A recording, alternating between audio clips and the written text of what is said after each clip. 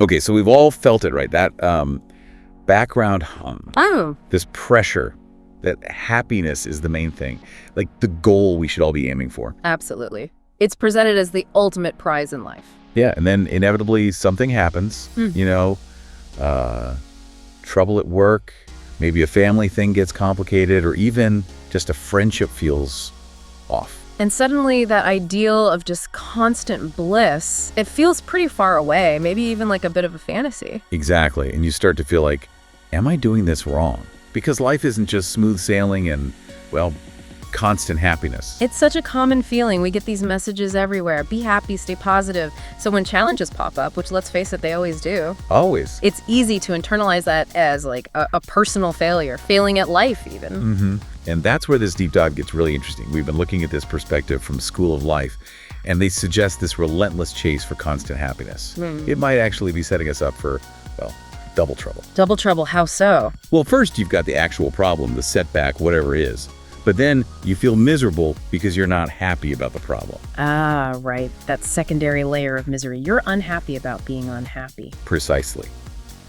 And it all seems to stem from this underlying belief that we should be able to achieve this state of, enduring satisfaction. If we don't, we've messed up.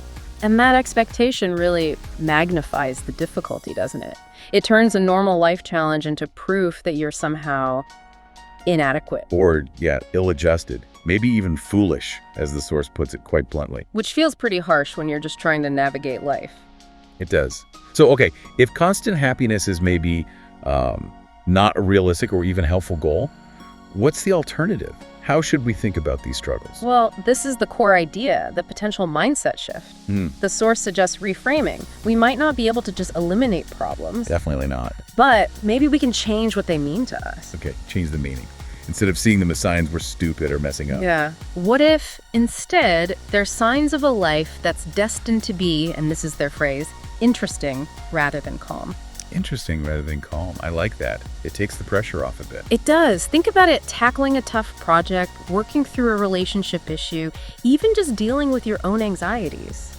Maybe these aren't just roadblocks to happiness. Maybe they're actually part of what makes a life feel full, rich even.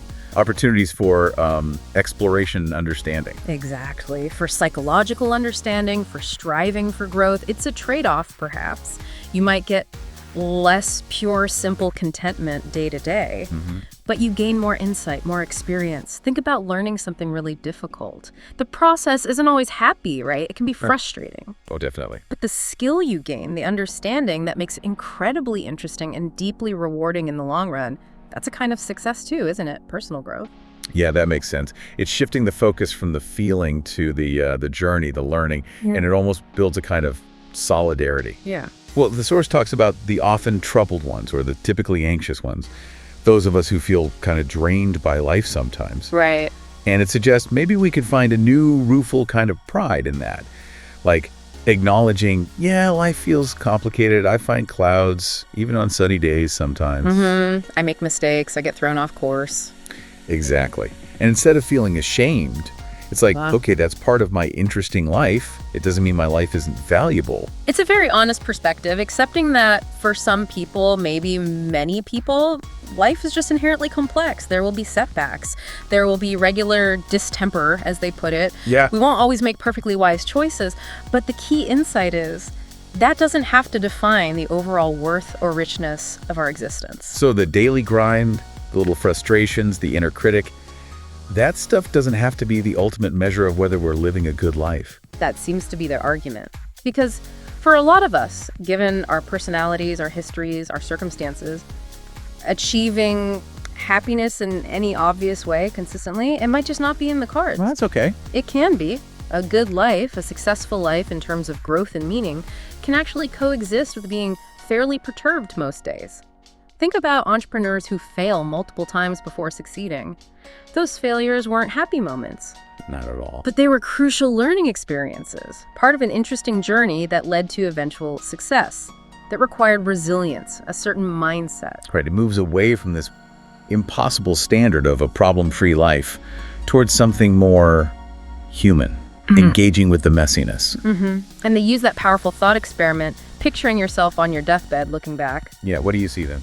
Well, the idea is you might look back at the whole roller coaster of emotions and events, and even if it wasn't always calm or happy, you might feel a sense of satisfaction. Because it was. Because it was truly and properly interesting. You lived fully, you experienced highs and lows, you learned things. Maybe that feels more valuable in retrospect than a life that was just placid.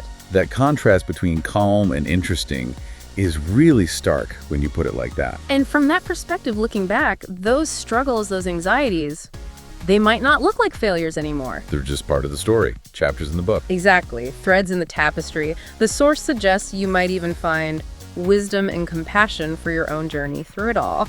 And that leads to a deeper kind of satisfaction and self-acceptance, which sounds a lot like a successful outcome to me.